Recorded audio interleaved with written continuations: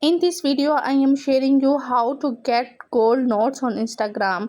So first open your Play Store. Make sure your Instagram app is updated. Otherwise, update your Instagram app.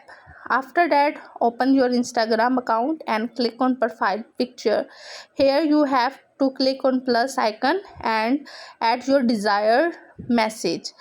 For example, I just write a message thanks, and after that I write a keyword gold. So you have to put specific keyword like gold, Olympics, and or a medal. You can also use emojis like medal. So just click on share, and here you can see the magic. My notes are now gold. So let's try another example. That for example, I want to see I get red color or not. So let's try.